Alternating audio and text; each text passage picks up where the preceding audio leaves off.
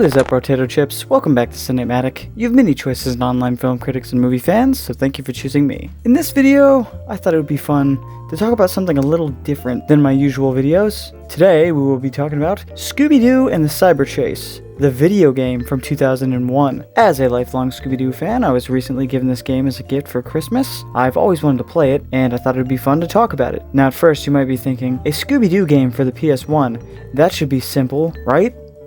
Right? That's what I was thinking as well, especially after I breezed through the first world, which is Japan. The first level was fine, the second level was a bit more difficult, but it was still manageable, and then the boss level took me about 2 attempts, but it still wasn't that bad. Next, we move into World 2. Rome. Here we are met with platforming that would rival even the most clunky of first-gen PlayStation 1 platforming titles. Like, this design is crazy, and since you have to use the directional buttons and not the thumbstick, trying to get some of these angles is near impossible. And if you manage to make some of these jumps and escape some of these angles, like seriously, what is this? You'll meet this guy. Frick this guy in particular. Like seriously, they're timed to just stab you. That is their only point. Pun intended, I guess. And now let's talk about the wonky jumping. Jumping has a sound effect, and I've done this action so many times that I have started to hear this from Soulja Boy. So yeah, every time I jump now, I just hear Soulja Boy. I totally think that was meant to happen, and you were meant to jump that many times to hear this. And speaking of repetitive sounds, get used to this.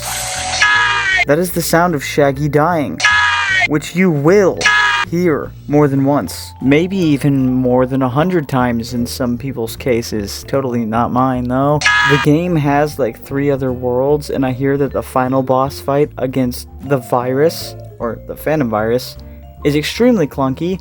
And if it's infamous, I can only imagine how bad the controls are on that level after World 2 has already been this difficult. But I shan't give up, for the gang needs me. Speaking of the gang, their models actually look pretty good for when this game came out, and the voice acting is the actual cast from the direct-to-video films, which is a very nice touch. Unlike some certain honorable mentions, so to speak, like Mr. Krabs in Battle for Bikini Bottom.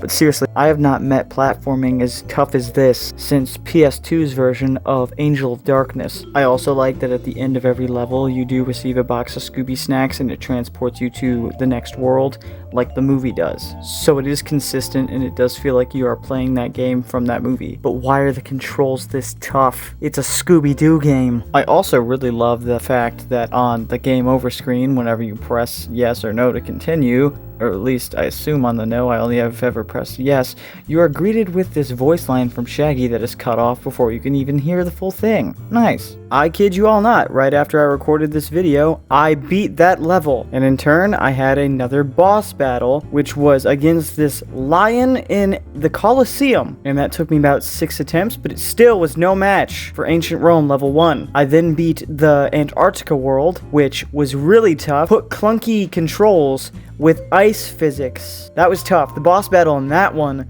you're on this ice block, running around where you can fall off from the Phantom Virus, who is on a polar bear.